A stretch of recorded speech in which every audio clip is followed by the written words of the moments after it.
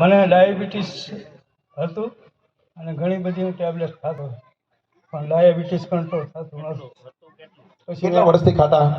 એટલે 2-3 વર્ષથી ખાતો. ઓલી ગોળી પેલા ખાતા કેટલા એ વર્ષ? 2-3 વર્ષ ગોળી ખાધી પણ ડાયાબિટીસ કંટ્રોલમાં નહોતું આવતું. બરોબર, કેટલું રહેતું? 350-400. 350-400 ડાયાબિટીસ રહેતું. પછી અમારા એક જમાઈ છે એ આનું કરે છે, બરાબર, એને મને સલાહ આપી કે તમે આ શરૂ કરો એટલે સારું થઈ જશે. કેટલો સમય પીધી આરસીએમની આ વસ્તુ? અત્યારે હાલમાં એની પ્રોડક્ટ જ વાપરું છું. બાકી પ્રોડક્ટથી મને કેટલી ડાયાબિટીસ થઈ ગઈ અત્યારે? અત્યારે 100 આસપાસ હોય. શું વાત છે! ડૉક્ટર પણ એ કે નવાઈ પામાં તાત્કાલિક આમ કેમ થઈ ગયું? તમને બતાવી દી? હા, પછી મેં ચેક કરાયું. આખા તો મને ખબર નહીં કે હારું આમ કેમ થયું. હું વિચારવા પડી ગયો. પછી મને ખબર પડી કે આ હારું.